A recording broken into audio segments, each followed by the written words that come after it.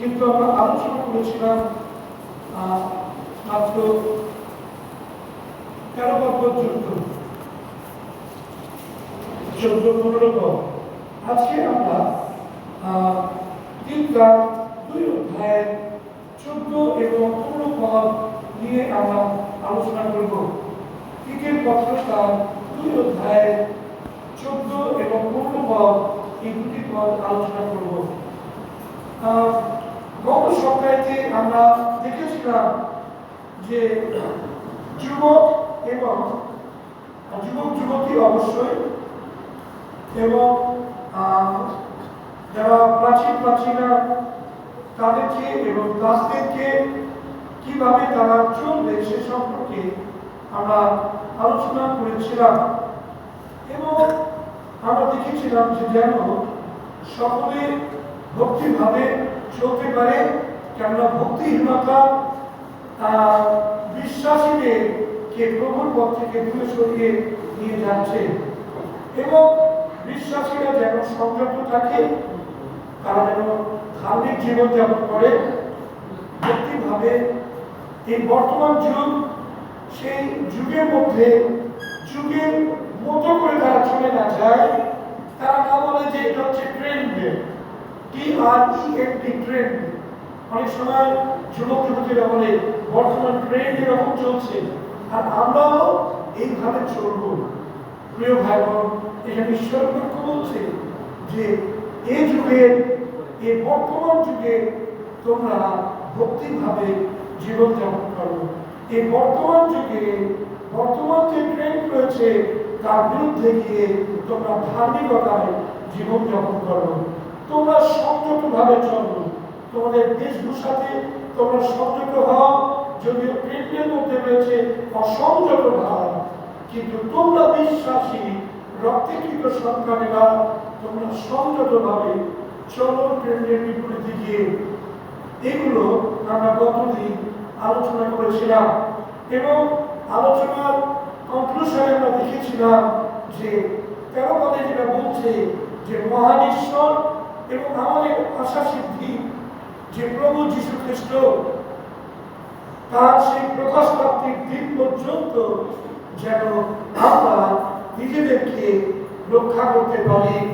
আমরা যেন তার সেই পুনরাগমনের জন্য অপেক্ষা করতে পারি, তার সঙ্গে দ্বিতীয় আগমনে অবস্থান করার জন্য যেন আমরা সর্বতভাবে প্রচেষ্টা চালাতে পারি।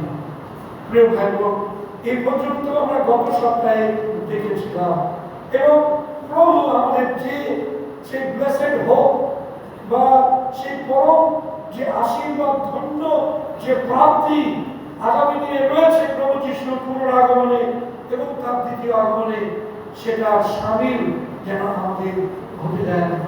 আমরা যেন দুঃখ কষ্টের মধ্যেও তাড়নার মধ্যেও যেন আমরা প্রভুর আগমনের জন্য আকাঙ্ক্ষা করতে থাকি।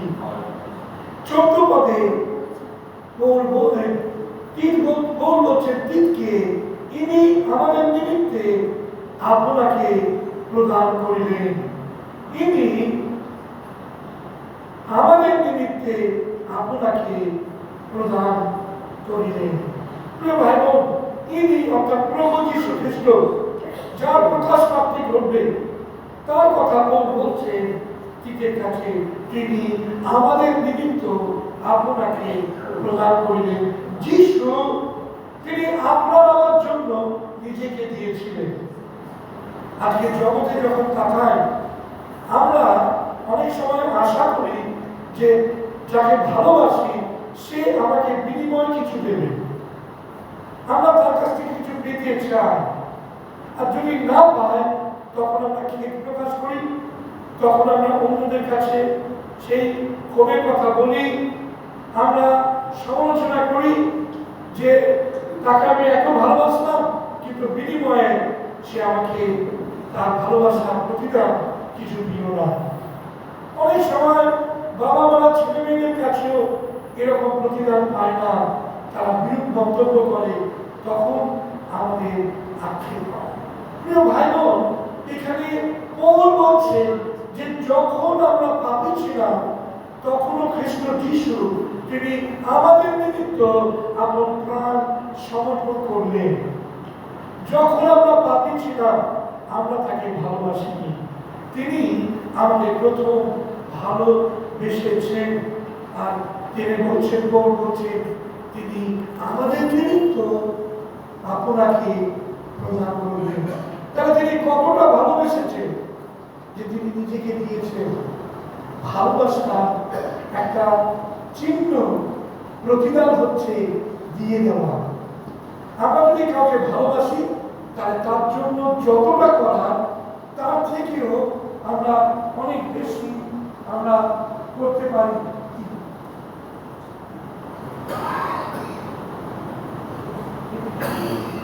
যতটুকু আমাদের পাওয়ার কথা তার থেকেও আমরা অনেক বেশি আমরা দেওয়ার চেষ্টা করি। প্রিয় ভাই বোন, আজকে রয়েছে নারী দিবস। আর নারী দিবসে নারীরা কি চায়? যারা বিবাহিতা তারা চায় যেন তাদের স্বামীরা তাদেরকে ভালোবাসে, তাদেরকে উপঢৌকন দেয়। এমন একজন আমিন বলল যে এখনো পর্যন্ত তার কিন্তু বিবাহ হয়নি। সে কিন্তু আমিন বলেছে, কিন্তু যারা বিবাহিতা তারা কিন্তু যারা বিবাহিতা নারী তারা চায় তাদের স্বামীরা যেন তাদেরকে যেন ভালোবাসে। নারী দিবসের শুভেচ্ছা জানাই, হ্যাপি উইমেন্স ডে।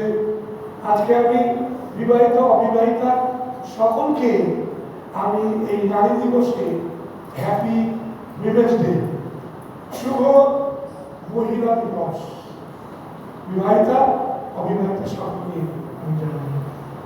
প্রভু তাদের আশীর্বাদ করুন।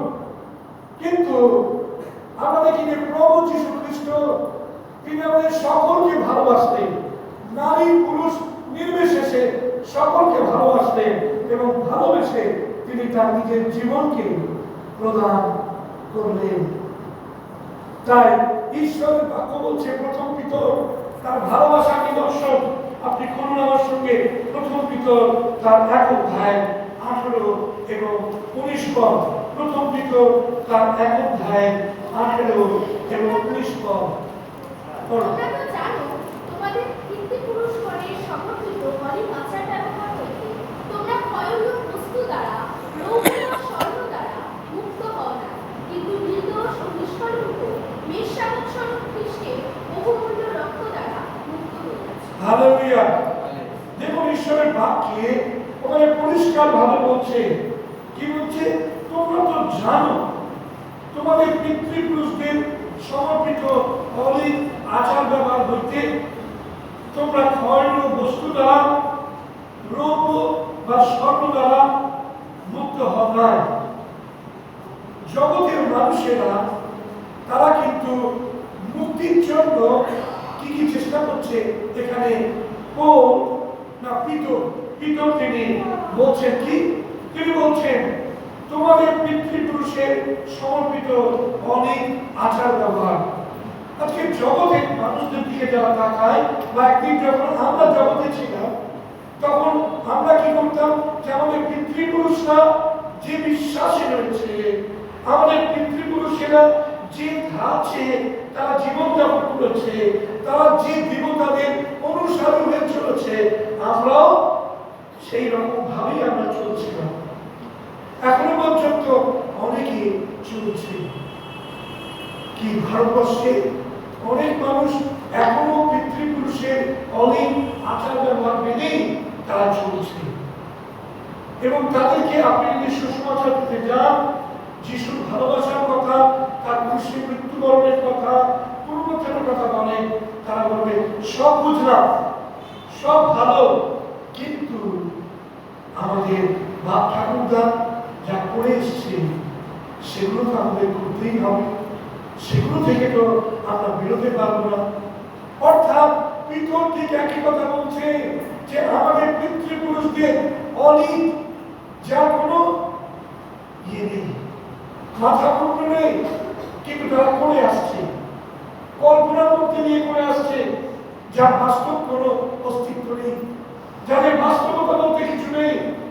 তারা করে আসছে।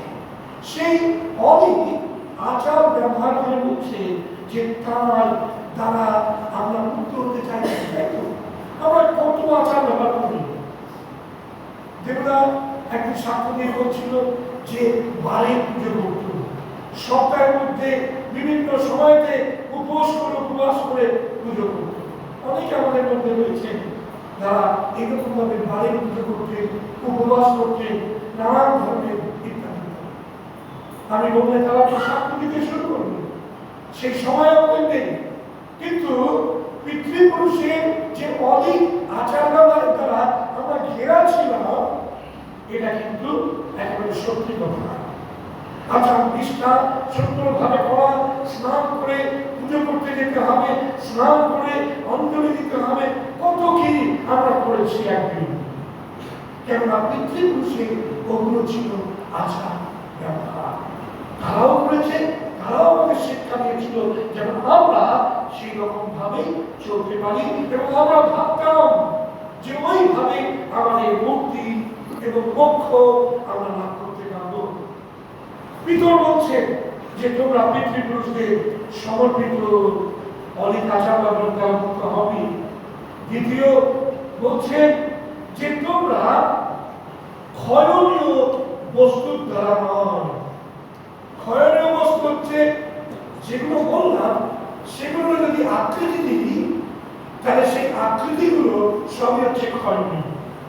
আমরা জগতের মধ্যে যে প্রভু বলে, যাদেরকে গুরু বলে, যাদেরকে আমরা দীক্ষা নিয়েছি, মেনেছি, যাদের চরণের অমৃত অনেক সময় পান করেছি, ফটো ধুয়ে জল খেয়েছি, ইষ্ট প্রসাদ আমরা রেখেছি, আবার দান রেখেছি, কত কি আমরা করেছি। এগুলো সবই ক্ষয়নীয়, এখানে লেখা আছে বস্তুর দ্বারা। যে এক যে মূর্তিগুলো যেগুলো আমরা করেছি, সেগুলো যে জলে দিয়েছে সেগুলো সব গলে গেছে, সেগুলো সব ক্ষয়নীয়।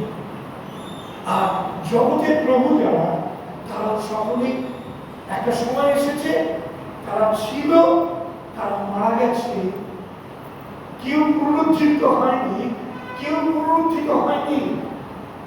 আমরা জানি একজনের কথা, আমি এরকম বলেছি, বালক ব্রহ্মচারী একজন ছিলেন সৎসঙ্গে, তাই না? বালক ব্রহ্মচারী, আর তিনি বলেছিলেন যে তিনি মারা যাওয়ার পরে তিনি আবার উঠবেন। পুলিশ করছে, পাহারা দিচ্ছে, তার শিষ্য শিষ্যরা তারা সব সেই বাবার দেহটা নিয়ে বসে রয়েছে, কথা গন্ধ বেরোচ্ছে। শেষে পুলিশ এসে কথা গন্ধের ছাড়ায় সমস্ত বিশ্বাসীদের সরিয়ে দিয়ে, হটিয়ে দিয়ে সেই দেহ নিয়ে গিয়ে তার সন্তান করে। প্রিয় ভাই বোন, আর এর মধ্যে দিয়ে ভিতরের কথাটা সত্যি হয় যে ক্ষয়নীয় বস্তুর দ্বারা তারা মুক্ত হতে চেয়েছিল। কিন্তু প্রভু যীশু খ্রিস্ট তিনি ক্ষয়নীয় নন। তিনি মৃত্যুর তৃতীয় দিবসে তিনি ক্ষয়নীয়তাকে অক্ষয়তা পরিহিত হয়ে তিনি পুনরুত্থিত হয়ে তিনি স্বর্গে অবস্থান করেছেন। আবার পুনরাগমনে তিনি মধ্যাকাশে আসবেন, বিশ্বাসীদের তুলে নেবেন। আবার 7 বছর পরে তিনি মণ্ডলী এই পৃথিবীতে নেমে আসবেন মণ্ডলীকে নিয়ে, এবং তিনি এই পৃথিবীতে 1000 বছর তথা শাশ্বত রাজ্য প্রতিষ্ঠা করবেন। সেই যিশু তিনি কিন্তু তিনি অক্ষয়, তিনি পুনরুত্থিত। তাই বলছি, যদি ক্ষয়নীয় বস্তুর দ্বারা আমরা মনে করি যে মুক্ত হব, কিংবা রৌপ্য স্বর্ণ এই সমস্ত বহুমূল্য যে প্রস্তর রয়েছে, মুক্তা রয়েছে, এগুলোর দ্বারা যদি আমরা মনে করি যে মুক্ত হব, হব না। স্বর্ণ, রৌপ্য, মুক্ত, হিরে, জহর কোনো কিছু দ্বারাই বা কোনো কিছুর বিনিময়ে আমরা মুক্ত হতে পারব না। কেরালাতে একটা রয়েছে তিরুপতির মন্দির, সেই মন্দিরটা হচ্ছে সবচেয়ে ধর্মবান একটি মন্দির। আমাদের অমিতাভ বচ্চন তিনি প্রত্যেক বছরে যান আর সেখানে গিয়ে তিনি সোনার কোনো না কোনো জিনিস দিয়ে আসেন। ফেরুস্তারা সকলে সেখানে যান, সোনা, শুধু সোনায় ভর্তি। সেখানে দেয় নিচে করে, উপর থেকে দাঁড়িয়ে নিচে দিতে হয়, উপর থেকে দাঁড়িয়ে নিচে দিতে হবে। সেই সোনাগুলো সব বসবে, এত টাকার বান্ডিল, স্বর্ণ বা রৌপ্যের দ্বারা এই জন্য পিতর বলছেন যে তোমরা মুক্ত হবেই। যারা লক্ষ লক্ষ কোটি কোটি টাকা, বিলিয়ন ডলার তারা দিয়ে দিয়েছে, কিন্তু সেই টাকার দ্বারা তারা পাপ থেকে মুক্ত হতে পারবে না, পারেনি। পিতর বলছেন সেই কারণে যে ক্ষয়গুলো বস্তু কিংবা স্বর্ণ বা রৌপ্যের দ্বারা তোমরা মুক্ত হও নাই, কিন্তু নির্দোষ ও নিষ্কলঙ্ক বেশ্যাবক স্বরূপ কার খ্রিস্টের রক্তের দ্বারা তোমরা মুক্ত হইয়াছ। হালেলুয়া। আপনি কার দ্বারা মুক্ত হয়েছেন? কে আপনাকে মুক্ত করেছে? প্রভু যীশু খ্রিস্ট। আর তার কি জানানো হচ্ছে এখানে তিনি কেমন? তিনি বলছেন যে তিনি নির্দোষ। পিলাত তা বিচার করছিলেন, তিনি বিচার করার পরে তিনি বললেন এই ব্যক্তির কোনো দোষ দেখতে লাগবে না, যে দোষে তাকে আমি খুশিয়ে দেব। কার কাছে গেছে, কার পাঠিয়ে দিয়েছে? প্রিয় ভাই বোন, যিশু সারা রাত ধরে এক জায়গা থেকে আরেক জায়গা, আরেক জায়গা থেকে আরেক জায়গা, শুধু তাকে পাঠানো হয়েছে তার দোষ খোঁজার জন্য, কিন্তু তার দোষ কেউ খুঁজে পায়নি। প্রভু যিশু ছিলেন নির্দোষ, প্রিয় ভাই বোন, যিনি নিষ্কলঙ্ক, যিনি নির্দোষ, তিনি কেবলমাত্র আমাদের পাপের জন্য, আমাদের পাপের মুক্তির জন্য কেবলমাত্র তিনি বলি হতে পারেন, এবং সেই বলির রক্তের দ্বারাই কেবলমাত্র আমাদের পাপের মুক্তি হতে পারে, আর অন্য কোনো বলির দ্বারা হবে না।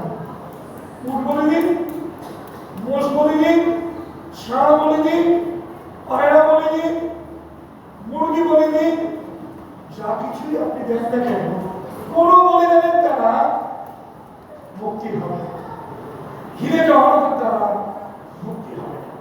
তাই মুক্তিটা হবে কিসের দ্বারা? নির্দোষ এবং নিষ্কলঙ্ক এবং নিঃস্বার্থ স্বরূপ প্রভু যীশু খ্রিস্টের বহুমূল্য রক্তের দ্বারা তোমরা মুক্ত হইয়াছ।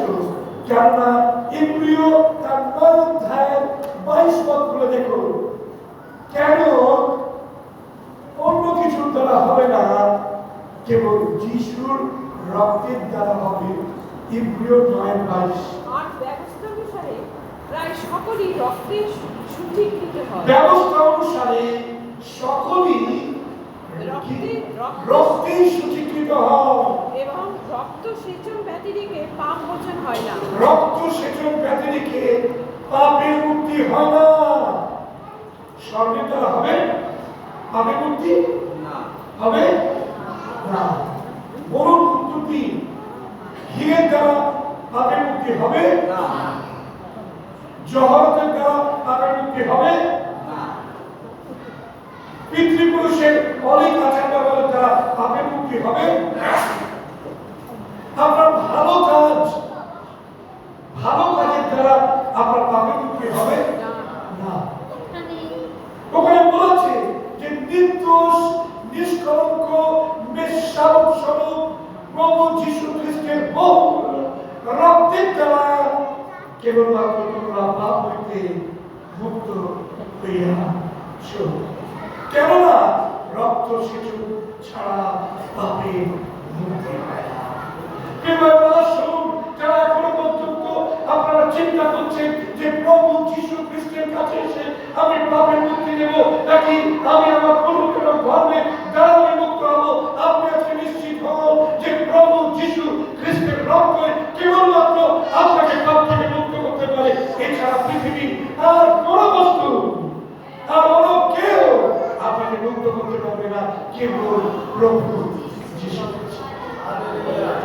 তিনি কে?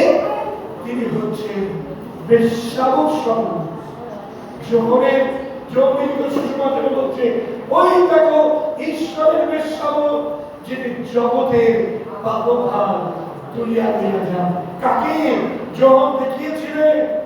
যিশুকে বলছে, ওই দেখো নির্দোষ নিষ্কলঙ্ক বেশ্যাব, যিনি জগতের পাপভার তুলে।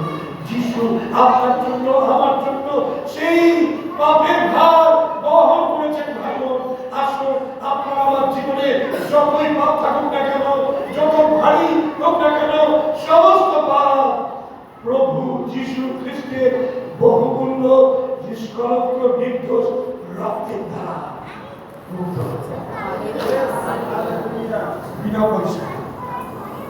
ক পয়সা? কত কোটি টাকা? কত আছে বাবা? জিরো, জিরো, জিরো, শূন্য। আপনার কোনো কিছু কষ্ট করার প্রয়োজন হবে না, আপনার কোনো ধন সম্পত্তি জগৎ কোনো কিছু প্রয়োজন হবে না। কেবল আপনার শূন্য হৃদয়টা আপনি প্রভুর কাছে নিয়ে আসুন। ভক্তি হৃদয় নিয়ে বলুন যে, প্রভু যিশু, আমি পাপী, আমার পাপের জন্য তুমি 2000 বছর আগে স্বর্গ ছেড়ে নেমে এসেছিল। মানুষ হাতড়ে বেড়াচ্ছিল, তাদের কাছে পরিত্রাণ ছিল না। আমাদের পিতৃপুরুষরা হাতড়ে হাতড়ে তারা নানা ধরনের নিয়ম কানুন আমাদেরকে দিয়ে গেছিল, কিন্তু তার দ্বারা প্রভু আমরা মুক্ত হতে পারিনি। কিন্তু মুক্ত হতে পেরেছি প্রভু যিশু খ্রিস্টের দ্বারা। আপনি ঈশ্বরকে ধন্যবাদ দিন যে 2000 বছর আগে যিশু এসেছিলেন বলে আপনি তাকে জানতে পেরেছেন। প্রভুর গৌরব। ঠিক এই কারণে পৌল তিনি পরিষ্কারভাবে বললেন, যেন মূল্য দিয়া তিনি আমাদিগকে সমস্ত অধর্ম হইতে মুক্ত করে। কতগুলো ধর্ম থেকে মুক্ত করবে? কটা ধর্ম? কি লেখা আছে? সমস্ত ধর্ম। সমস্ত ধর্ম মানে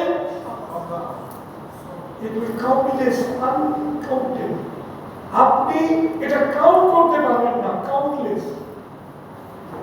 এটাকে আপনি গুণে শেষ করতে পারবেন না। ধূলিকণা যেমন গুণে শেষ করা যায় না, আকাশের তারা যেমন শেষ করা যায় না, বালুকার কণা যেমন গুণে শেষ করা যায় না, ঠিক সেই রকম আপনি মনে রাখবেন যে কখনো শেষ করা যাবে না। হালেলুয়া! প্রভু ধন্যবাদ হোক, তিনি বলছেন সমস্ত পাপ থেকে তিনি আপনাকে মুক্ত করবেন। আপনি জঘন্য অপরাধ করেছেন, আপনি নারকীয় চক্রে আপনি অপরাধ করেছেন, কিন্তু যে মুহূর্তে আপনি যিশুর কাছে আপনার পাপের স্বীকার করেছেন, যিশু সমস্ত পাপ ডিলিট করে দিয়েছে। কম্পিউটারে একটা শুধু ডিলিট এরিয়াটা এবং পরীক্ষা করেছেন আর সব একেবারে। যারা কম্পিউটার চালাতে তারা আমার সঙ্গে বুঝতে পারবেন যে কোনো একটা জিনিস ডিলিট করতে গেলে, কোনো ফাইল ডিলিট করতে গেলে সেই ফাইলটাকে করতে হবে, হ্যাঁ ব্লক করতে হবে, বা সেটাকে করতে হবে, করে সেটা পাট করে ডিলিট এরিয়াটা বাঁধলেই সঙ্গে সঙ্গে সেই ফাইলটা আর আপনি খুঁজে পাবেন। প্রভু যীশু খ্রিস্টের রক্ষণ ঠিক সেইভাবে আপনার জীবনের আমার জীবনে সমস্ত পাপের বোঝা যিশুর রক্তে কেবলমাত্র একটা স্তর। আসুন আমরা সেই যিশুর রক্তের দ্বারা মুক্ত হয়েছি, সমস্ত ধর্ম ক্ষমা হয়েছে এবং আপনার নিমিত্তে নিজস্ব প্রজাবর্গকে কি করেছেন? সক্রিয়ায় উদ্যোগী তার প্রজাবর্গকে সূচি করেন। তিনি সেই যিশুর দ্বারা আমাদেরকে সক্রিয়ায় উদ্যোগী করেছেন। তাই আজকে আমরা খ্রিস্ট বিশ্বাসীরা সব কাজের জন্য এত বেশি উদ্যোগী। কোথায় অর্ফেনেজ, কোথায় বৃদ্ধাশ্রম, অন্ধদের স্কুল বা আশ্রম, বিভিন্ন ধরনের সমাজসেবামূলক কাজ খ্রিস্ট বিশ্বাসীরা পৃথিবীর বিভিন্ন প্রান্তে করে থাকে। কেননা প্রভু হচ্ছে তাহারই দ্বারা যেন আমরা সমস্ত সক্রিয়াতে উদ্যোগী হতে পারি। খ্রিস্ট বিশ্বাসীরা ক্রস ঝুলি এরকম করে AK-47 বা ধরে গুলি করছে, এই চিত্রটা কিন্তু ভালো নয়। যিশুর ক্রস ঝুলিয়ে আর স্টেট ব্যান্ড নিয়ে চেম্বার নিয়ে হচ্ছে, এটা কিন্তু শোভা পায় না। খ্রিস্ট বিশ্বাসীরা জীবন দেবে না, খ্রিস্ট বিশ্বাসীরা জীবন আমি আসিয়াছি যেন তারা জীবন পায়, উপচয় পায়। হালেলুয়া!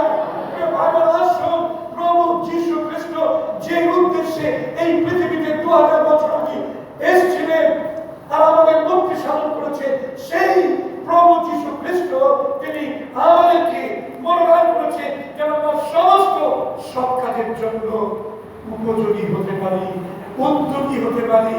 আসুন, আপনার মধ্যে সৎ কাজে কি উদ্যোগ রয়েছে নাকি অসৎ কাজে উদ্যোগ রয়েছে? যদি সৎ কাজের উদ্যোগ হয় তাহলে আপনার জীবনে খ্রিস্টের পরিত্রাণ যথার্থভাবে কাজ করেছে। যদি আপনি যিশুকে যাওয়ার পরেও আবার নেশা করেন, তার মানে আপনার জীবনে প্রভুর পরিত্রাণ কাজ করেন। আপনি নেশা করছেন, প্রভুকে আসার পরেও, তার রক্তে ধৌত হওয়ার পরেও যদি আপনি খ্রিস্টচিত, যদি সবার না দেখাতে পারছেন, তাহলে আপনার জীবনে পরিত্রাণের কার্য সুসম্পন্ন হয়। কেন? তার কারণ তিনি সমস্ত সক্রিয়ের জন্য আপনাকে আমাকে উদ্বুদ্ধ করেছেন। আসুন আমরা সিদ্ধান্ত নিই, হ্যাঁ প্রভু, তুমি তোমার রক্তের দ্বারা আমাদের আলাদা করেছো। প্রভু, সমস্ত সক্রিয়াতে উদ্যোগী হওয়ার জন্য আজ থেকে আমি সমস্ত মন্ডলীর সৎ কাজ, মন্ডলীর ভালো কাজ, তাতে আমি উদ্যোগ নেব। আমি অসৎ কাজে উদ্যোগী হব না। মন্ডলী ভেঙে যাবে, এ কাজে আমি উদ্যোগ নেব না, কিন্তু মন্ডলী যেন গঠন হয় সেই কাজে আমি উদ্যোগী হব। হালেলুয়া!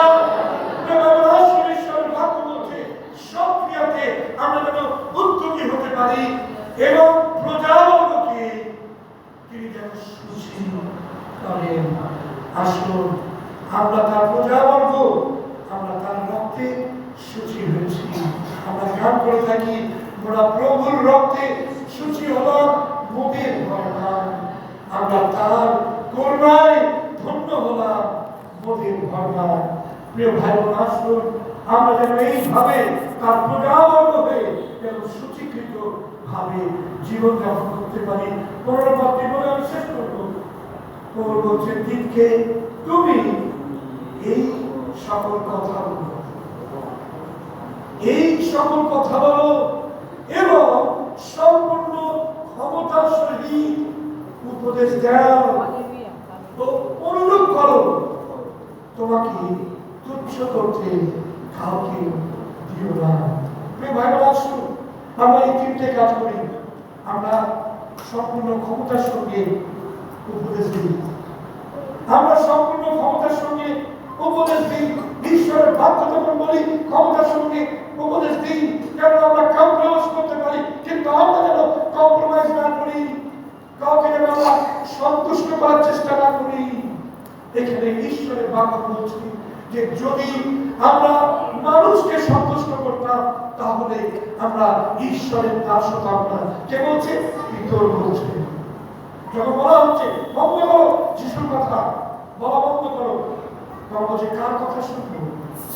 তোমাদের কথা শুনবো নাকি ঈশ্বরের কথা শুনবো? প্রিয় ভাই রাষ্ট্র, আমরা যেন ক্ষমতার সঙ্গে উপদেশ দিতে পারি। দ্বিতীয় বলছে তুমি অনুযোগ করো। অনুযোগ, ঈশ্বরের বাক্য আমাকে অনুযোগ করে, মানে আমাদের ভুল দেখিয়ে দেয়। ঈশ্বরের বাক্য কিন্তু মনে রাখবে যে যদি অনুযোগ না করে তাহলে কিন্তু সেই বাক্য বাক্য না। কেননা বাক্যের দ্বারাই আমরা সংশোধিত। কেন দ্বিতীয় পিতর তার 3 অধ্যায় করে কি বলছে? ঈশ্বরের বাক্য কিসের জন্য? সংশোধনের জন্য উপকারী, যেন ঈশ্বরের লোক পরিপক্ক হতে পারে। তাই অনুযোগ যদি আপনি হন ঈশ্বরের বাক্যের দ্বারা, আপনি ক্লান্ত হবেন না, আপনি প্রচারকের বিরুদ্ধে কথা বলবেন না, আপনি সমালোচনা করবেন না, কিন্তু আপনি নিজে ঈশ্বরের বাক্যের দ্বারা অনুযুক্ত হয়েছেন। আপনার ভুল, ঈশ্বরের বাক্য আপনাকে দেখিয়ে দিয়েছে, আপনি ভুল দেখতে পেয়ে কি করবেন? আপনি নিজেকে ঠিক করে নেবেন এবং তোমাকে তুচ্ছ করিতে কাহাকেও দিও। আসুন আমরা প্রভুর কাছ থেকে যে অভিষেক পেয়েছি, সেই অভিষেক যেন তুচ্ছীকৃত না হয়। প্রার্থনা